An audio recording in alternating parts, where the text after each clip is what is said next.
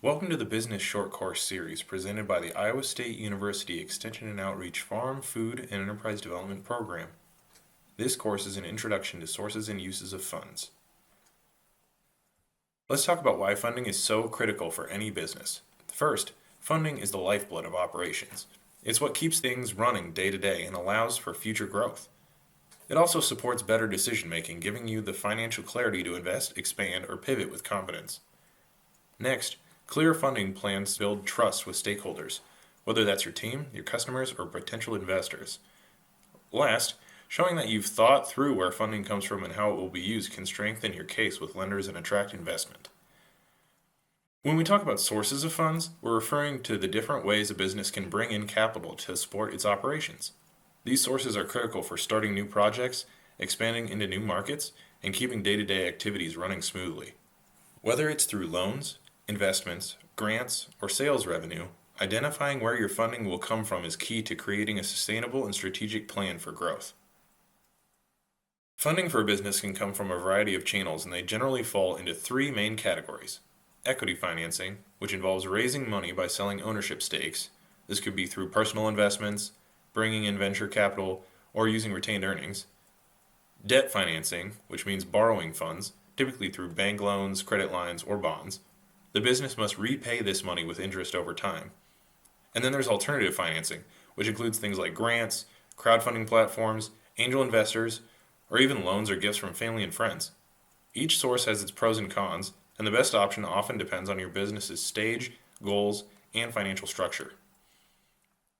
Equity financing means raising money by giving up partial ownership in your business. Let's look at three common forms. First, we have investors. These are individuals or organizations that provide capital in exchange for an equity stake in the business. Next is venture capital.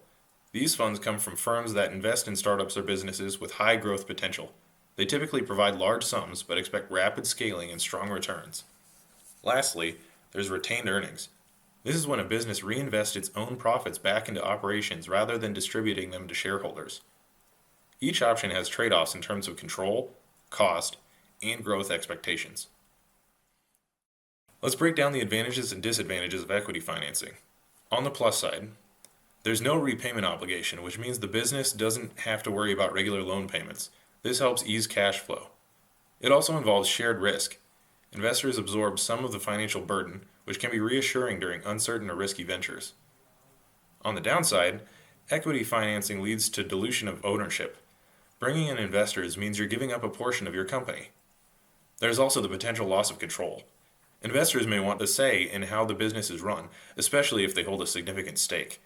So, while equity can be a powerful tool for growth, it's important to weigh these trade-offs carefully. Now let's talk about debt financing, which involves borrowing money that must be paid back, usually with interest. First, we have bank loans. These are borrowed funds from financial institutions. Businesses agree to repay the loan over time with interest. This includes SBA and USDA-backed options, which are often favorable for small businesses. Next are bonds, which are debt securities sold to investors. The business pays interest over time and repays the principal when the bond matures. This is more common with larger or established companies. And finally, credit lines offer flexibility. They provide a pre-approved borrowing limit that businesses can draw from as needed, great for covering short-term cash flow gaps. Debt financing helps you retain ownership, but it also comes with fixed repayment obligations. Debt financing has some important benefits and drawbacks to consider. On the plus side, one key advantage is control. You maintain full ownership. Lenders don't get involved in your business decisions. There's also a tax benefit. Interest payments on debt are often tax deductible, which can reduce your taxable income. On the downside, debt comes with a repayment obligation. Payments are required on schedule, even if business slows down. This can strain cash flow. There's also the risk of default. If you're unable to make payments, it could lead to serious financial trouble or even bankruptcy. Choosing debt financing means balancing control with financial responsibility. Alternative financing options can be helpful for businesses that may not qualify for traditional loans or prefer more flexible funding sources. The first is grants. These are non-repayable funds typically provided by government programs or organizations to support specific business activities, like innovation, community development, or sustainability efforts.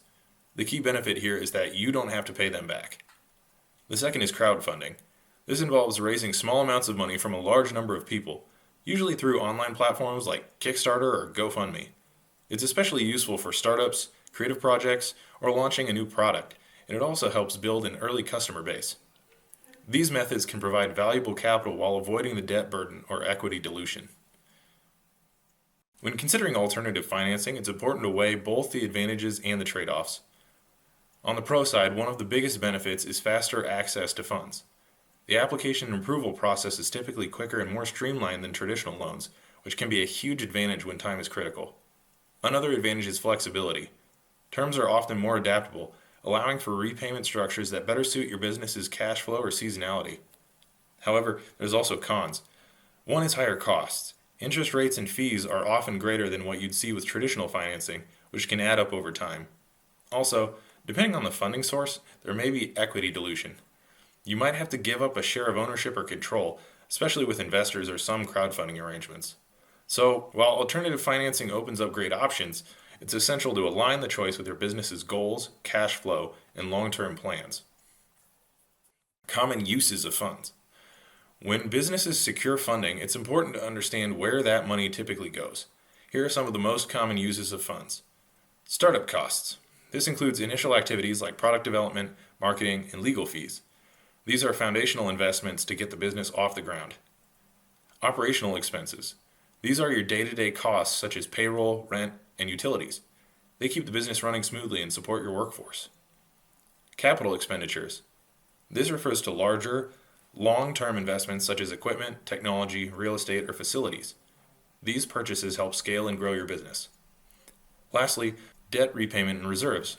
Funds are often used to make loan repayments and establish emergency reserves. Building a cushion here can help a business weather unexpected disruptions or downturns.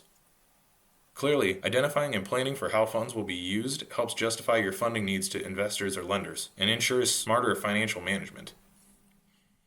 This slide explains a crucial part of any financial plan, especially when seeking outside funding, a sources and uses of funds statement. This document is often used for business startups or expansions, and it's something lenders frequently request when evaluating funding proposals.